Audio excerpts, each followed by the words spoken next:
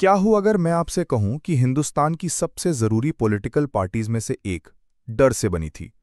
अंग्रेजों के डर से नहीं, बल्कि अपने ही देश के लोगों के डर से। ये कहानी है उस दूसरे क्लब की। पिछले एपिसोड में हमने देखा कि कैसे इंडियन नेशनल कांग्रेस बनी, पढ़े लिखे अमीर हिंदुस्तानियों का एक जेंटलमैन्स क्लब, जो अंग्रेजों से बड़े अदब से अपने हक मांग रहा था। धीरे धीरे ये क्लब बड़ा हो रहा था, मजबूत हो रहा था। पर जैसे जैसे कांग्रेस का कद बढ़ रहा था, हिंदुस्तान में एक बहुत बड़ी कम्युनिटी की चिंता भी बढ़ रही थी। उन्हें डर था कि जिस आजाद हिंदुस्तान का सपना कांग्रेस देख रही है, उस हिंदुस्तान में उनकी आवाज हमेशा के लिए दब जाएगी। ये लोग कौन थे और उन्हें उस पार्टी से क्यों डर लग रहा था जो हिंदुस्तान की आजादी के लिए लड़ रही थी? इसे समझने के लिए हमें एक ऐसे इंसान से मिलना होगा जिसने भविष्य देख लिया था और वो उसे देखकर डर गया था। उस इंसान का नाम था सर सैयद अहमद खान।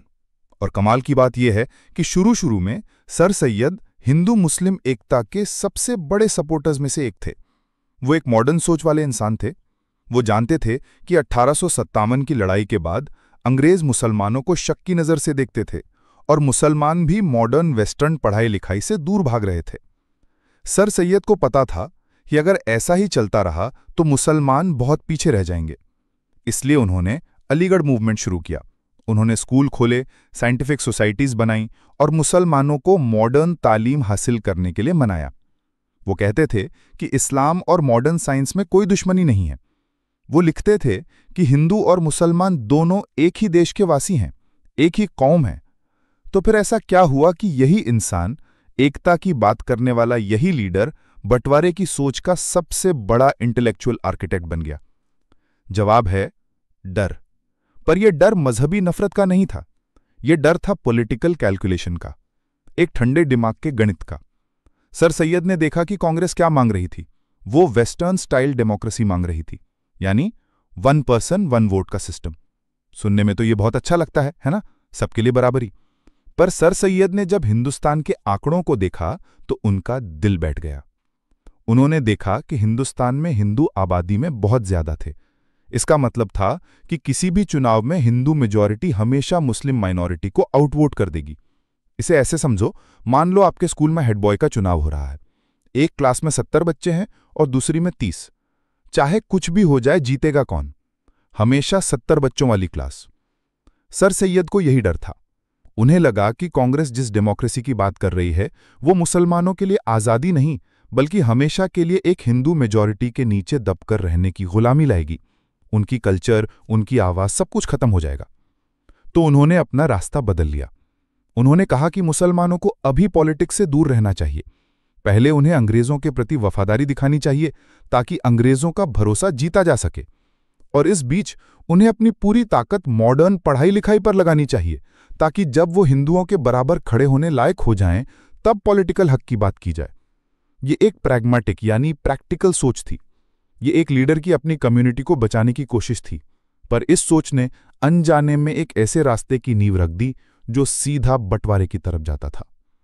अभी तक ये डर सिर्फ एक थ्योरी थी, एक ख्याल था। पर 1905 में अंग्रेजों ने कुछ ऐसा किया जिसने इस डर को हकीकत में बदल दिया। उस वक्त के वाइसरॉय लॉर्ड कर्जन ने एक एडमिनिस्ट्रेटिव फैसला लिया। उन्होंने बंगाल को 2 हिस्सों में बांटने का ऐलान कर दिया। कारण बताया गया कि बंगाल बहुत बड़ा सूबा है और उसे एक साथ संभालना मुश्किल है। पर असली कारण कुछ और था। यह अंग्रेजों की डिवाइड एंड रूल यानी बांटो और राज करो की पॉलिसी का सबसे बड़ा उदाहरण था। उन्होंने बंगाल को ठीक मजहब की लाइन पर काटा। एक हिस्सा बना वेस्ट बंगाल, जहां हिंदू मेजॉरिटी में थे, और दूसरा हिस्सा बना ईस्ट बंगाल, जहां मुसलमान मेजॉरिटी में थे। इस एक फैसले ने आग में घी डाल का काम किया। इसने एक ऐसा विशेष साइकिल, एक ऐसा दुष्चक्र शुरू कर दिया जिसे रोकना नामुमकिन हो गया। हुआ ये कि पहली बार हिंदुस्तान के मुसलमानों के एक बड़े हिस्से को एक ऐसे सूबे में रहने का मौका मिला जहां वो मेजॉरिटी में थे। उन्हें पॉलिटिकल पावर का स्वाद मिला। मुस्लिम इंटरेस्ट्स अब सिर्फ एक नारा नहीं था, ये एक जीती जागती हकीकत थी। दूसरी तरफ बंगाल के बंटवारे से हिंदू राष्ट्रवादियों में जबरदस्त गुस्सा फैल गया। उन्होंने स्वदेशी मूवमेंट शुरू कर दिया, विदेशी सामान का बॉयकॉट किया और पूरे देश में प्रोटेस्ट होने लगे। पर इस प्रोटेस्ट का एक उल्टा असर हुआ। जब मुसलमानों ने हिंदू राष्ट्रवाद का ये उग्र रूप देखा तो उनका डर और भी पक्का हो गया। उन्हें लगा कि सर सैयद अहमद खान सही कहते थे। हिंदू मेजॉरिटी कभी भी उनके हक को बर्दाश्त नहीं करेगी। देखिए अंग्रेजों ने कितना शातिर खेल खेला। पहले उन्होंने बंटवारा करके मुसलमानों के मन में अलग पहचान और पावर की उम्मीद जगाई। फिर जब हिंदुओं ने प्रोटेस्ट किया तो उसी प्रोटेस्ट को दिखाकर मुसलमानों को और डरा दिया। अब मुसलमानों को लगने लगा कि अगर उन्हें अपने हक बचाने हैं तो उन्हें भी अपना एक क्लब बनाना होगा, एक ऐसी पॉलिटिकल पार्टी जो सिर्फ और सिर्फ मुसलमानों की बात करे। और इसी माहौल में 30 दिसंबर 1906 को ढाका शहर में द अदर क्लब का जन्म हुआ।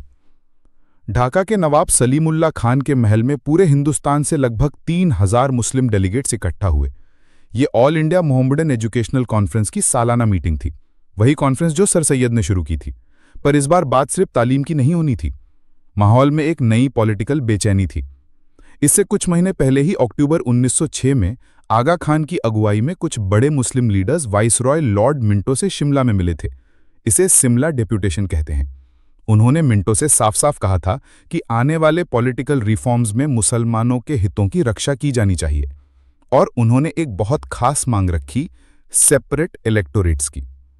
अब ढाका में नवाब सलीमुल्लाह खान ने फॉर्मल प्रपोजल पेश किया। उन्होंने कहा कि अब वक्त आ गया है कि हिंदुस्तान के मुसलमानों की अपनी एक पॉलिटिकल पार्टी होनी चाहिए। इस प्रपोजल का सबने समर्थन किया और इस तरह ऑल इंडिया मुस्लिम लीग का जन्म हुआ। शुरू में लीग के 3 मकसद बहुत सीधे साधे थे। ब्रिटिश सरकार के प्रति वफादारी बनाए रखना, हिंदुस्तान के मुसलमानों के पॉलिटिकल हक और हितों की रक्षा करना, मुसलमानों के मन में किसी दूसरी कम्युनिटी के लिए कोई नफरत या पूर्वाग्रह पैदा होने से रोकना। देखने में ये बड़े नेक इरादे लगते हैं, पर मुस्लिम लीग की सबसे पहली और सबसे जरूरी मांग वही थी जो शिमला में मिंटो के सामने रखी गई थी, सेपरेट इलेक्टोरेट्स। और यही मांग हिंदुस्तान की किस्मत बदलने वाली थी। ये सेपरेट इलेक्टोरेट्स क्या बला थी? ये एक ऐसा जहरीला बीज था जिसे अंग्रेजों ने बड़ी खुशी खुशी हिंदुस्तान की पॉलिटिकल जमीन में बो दिया। इमेजिन कीजिए आपके स्कूल में फिर से चुनाव हो रहा है, पर इस बार एक नया नियम है।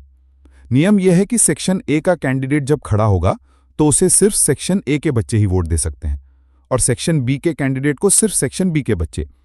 सेक्शन ए वाले बी को वोट नहीं दे सकते और बी वाले ए को। अब सोचिए कि सेक्शन ए और बी क्लास नहीं बल्कि हिंदू और मुसलमान हैं।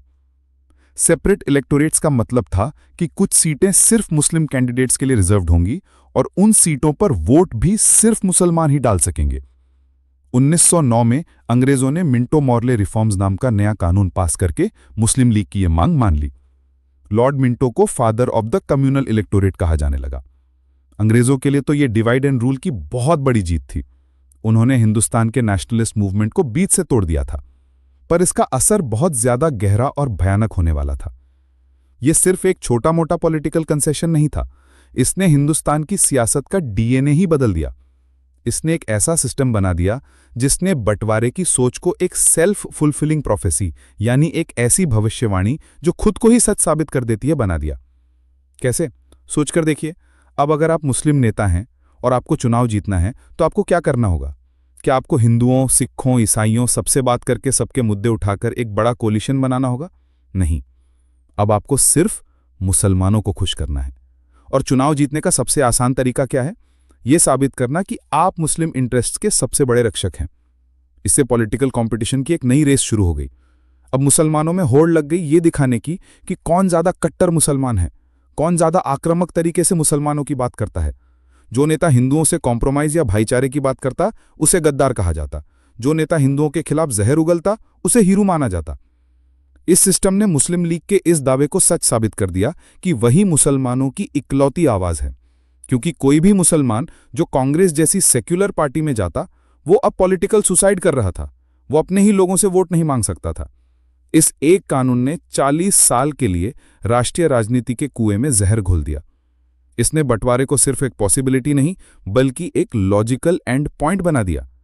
1909 में अंग्रेजों ने जिन्ना जैसे नेताओं के हाथ में एक ऐसी रूल बुक थमा दी जिसका खेल कांग्रेस कभी जीत ही नहीं सकती थी। तो कहानी यहां तक पहुंची है। एक डर जो पहले सिर्फ एक ख्याल था, उसे अंग्रेजों की एक पॉलिसी ने हकीकत बनाया। उस हकीकत ने एक नई पॉलिटिकल पार्टी को जन्म दिया, द अदर क्लब। और उस क्लब ने एक ऐसा नियम बनवाया जिसने हिंदुस्तान की सियासत को हमेशा के लिए 2 हिस्सों में बांट दिया, एक हिंदू बहुल धारा और एक मुस्लिम धारा। लेकिन दो कॉम्पीटिंग क्लब्स का ये पॉलिटिकल शतरंज का खेल अब पूरी तरह से पलटने वाला था, क्योंकि एक ऐसा इंसान हिंदुस्तान वापस आ रहा था जो किसी के बनाए नियमों से नहीं खिलता था। एक दुबला पतला आदमी, एक लंगोटी में। गांधी ने आकर सब कुछ कैसे बदल दिया, ये देखने के लिए अगली वीडियो पर अभी क्लिक करें।